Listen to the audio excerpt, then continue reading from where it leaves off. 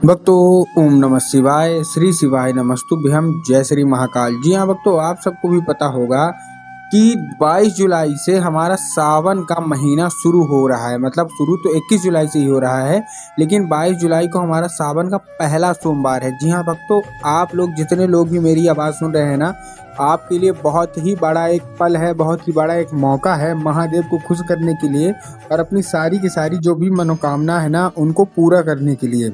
आज की इस वीडियो के माध्यम से हम आपको बताने वाले हैं कि आपको वो कौन कौन से उपाय करने हैं जिसको करने मात्र से बाबा भोलेनाथ खुश हो जाएंगे। तो आज का ये वीडियो पूरा का पूरा ध्यान से सुनिएगा, अच्छे से करिएगा। अगर आपने आज का ये उपाय ध्यान से सुन के अच्छे से कर लिया तो अवश्य रूप से आपकी जो भी मनोकामना है वो सावन के महीने के अंदर ही अंदर पूरी होगी ही होगी। क्या करना है, कैसे करना है, पूरा आपको समझाने वाला हूँ। तो बस उपाय ध्यान से सुनिएगा, अच्छे से करिएगा। अगर आपने आज के लिए ये उपाय ध्यान से सुन लिया, अच्छे से कर लिया, तो अवश्य रूप से आपकी सारी की सारी मनोकामना पूरी होगी ही होगी। देखिए, कोई ना कोई समस्या हर एक के जीवन में रहती है, किसी की कोई समस्या, किसी की कोई समस्या। तो आज भारी से भारी समस्या हो, ठीक, भारी से भारी, जो कि आपसे नहीं हो रही खत्म, वो भी आज की इस वीडियो के माध्यम से सुनने के बाद खत्म होगी। बस उपाय पूरा सुनिएगा। कब से है? 22 जुलाई को पहला सावन का सोमवार है। और देखिए, वैसे तो सोमवार जितने भी होते हैं ना साल में ना, वो सब अच्छे होते हैं, सबकी अपनी महानता होती है। लेकिन सावन के जो सोमवार होते हैं, और उसमें भी सावन का जो पहला सोमवार होता है, फर्स्ट सोमवार होता है, उसकी मान्यता बहुत ही अलग मानी जाती है। ये पिछले साल की है, 2023 की टाइम की बात है। गुरुदेव की कथा चल रही थी सावन के महीने से पहले, आषाढ़ के अंतिम में कथा चल रही थी। तो हाँ, जैसे आपको पता है कि गुरुदेव की कथा में लाखों की भीड़ आती है, आप सब देखे होंगे, जानते होंगे। तो क्या हुआ, गुरुदेव की कथा में लाखों की भीड़ आई। जब गुरुदेव की कथा में लाखों की भीड़ आई तो हाँ, जब गुरुदेव ने पत्र पढ़ा तो वहाँ गुरुदेव ने देखा, जैसे आपको पता होगा ना कि ज़्यादातर लोग क्या करते हैं, गुरुदेव को पत्र के द्वारा अपनी उनकी जो भी इच्छा होती है, जो भी मनोकामना होती है, क्या किसके द्वारा, पत्र के द्वारा अपनी मनोकामना गुरुदेव तक पहुँचाते हैं। तो जब गुरुदेव के पास पत्र पहुँचा और गुरुदेव ने पत्र पढ़ा तो वहाँ गुरुदेव ने देखा कि ज़्यादातर लोगों की केवल और केवल एक ही मनोकामना है। क्या मनोकामना है?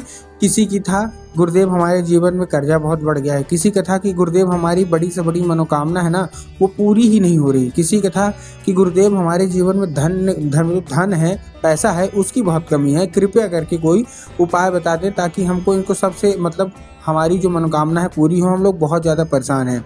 जब गुरुदेव ने ये देखा तब गुरुदेव ने 2 से 3 उपाय बताए और कहा केवल और केवल ये उपाय कर लेना, तुम्हारी जो भी मनोकामना है ना, अवश्य रूप से तुम्हारी मनोकामना पूरी होगी ही होगी।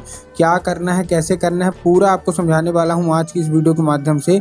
अगर आपने आज का ये उपाय सुन के अच्छे से कर लिया तो अवश्य रूप से है कि आपकी सारी की सारी इच्छा मनोकामना पूरी होनी ही होनी है। ठीक, देखिए आपको क्या करना है पूरा बताऊंगा, लेकिन उससे पहले जैसे गुरुदेव ने क्या हुआ, जब देखा उन्होंने, तब गुरुदेव ने 2 से 3 उपाय बता दिए और कहा केवल और केवल इस उपाय को कर लेना, सावन खत्म होते होते तुम्हारी सारी मनोकामना पूरी होगी। और सावन के पहले सोमवार को करना और उसके बाद सारी मनोकामना पूरी होगी ही होगी। ठीक, जब गुरुदेव ने उपाय बताया तो लोगों ने जा जाके इस उपाय को करना शुरू कर दिया।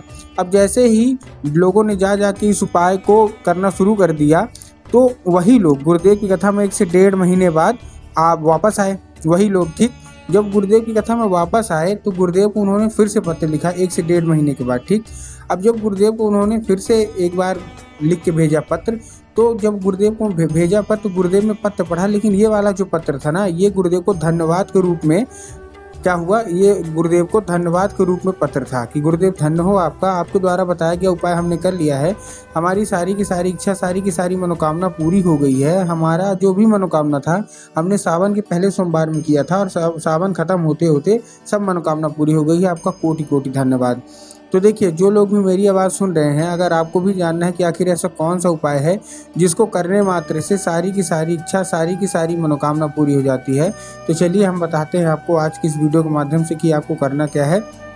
पूरा का पूरा उपाय ध्यान से सुनिएगा, अच्छे से करिएगा। अगर आपने आज का ये उपाय ध्यान से सुन के अच्छे से कर लिया तो अवश्य रूप से मनोकामना पूरी होगी ही होगी, सावन के महीने में होगी। लेकिन उससे पहले चैनल पे अगर पहली बार आए हैं और आवाज़ मेरी पहली बार सुन रहे हैं तो वीडियो कर दें लाइक और चैनल को भी कर लें सब्सक्राइब, ताकि पूजनीय पंडित प्रदीप जी मिश्रा के रोज़ नए नए उपाय जो कि मैं उनकी कथा से सुनता हूँ, श्रवण करता हूँ, सबसे पहले मैं आपको प्राप्त करा सकूँ। ठीक, तो देखिए, जो हमारा सबसे पहला उपाय है, इस उपाय को आपको करना कैसे है।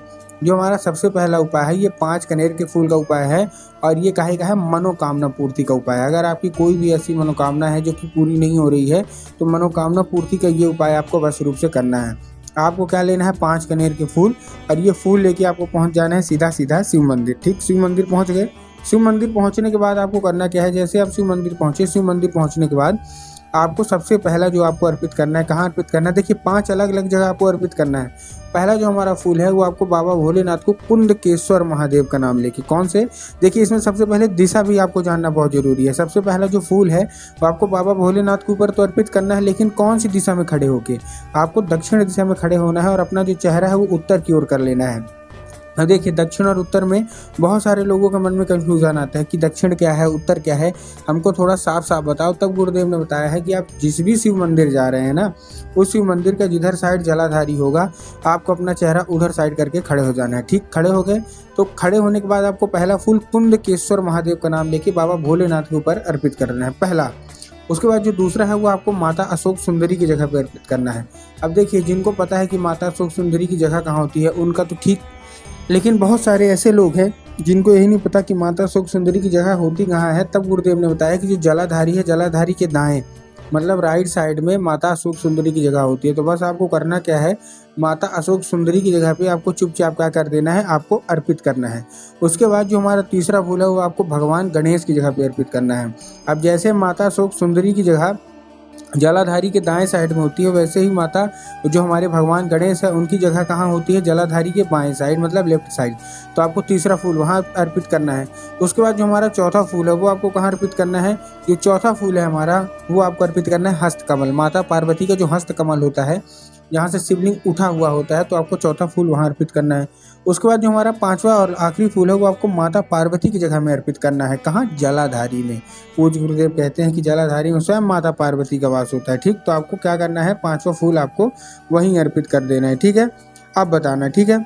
अब क्या करना है, देखिए अब हमारे पास कितने हमने उपाय कर लिए। ये पहला उपाय था, मनोकामना भी आपको मांग लेना है। ठीक, अब मैं बताता हूँ आपको कर्जा मुक्ति का। अगर आपके जीवन में कर्जा बहुत ज़्यादा बढ़ गया है तो कर्जा मुक्ति का अब ये उपाय आपके लिए है।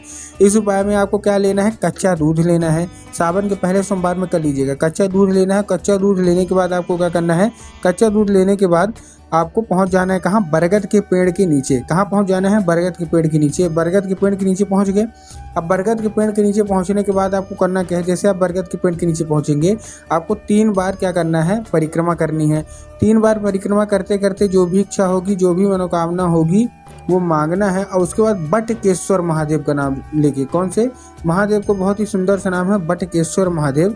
तो आपको बटकेश्वर महादेव का नाम लेके उन्हीं का स्मरण करके आपको सारा का सारा दूध बरगद की पेड़ की जड़ में अर्पित करके मनोकामना मांगना है। पूज्य गुरुदेव कहते हैं 1 से 1.5 महीना रुक जाइएगा, आपकी सारी की सारी इच्छा, सारी की सारी मनोकामना पूरी होगी और आपके जीवन से सारा का सारा कर्जा भी समाप्त होगा।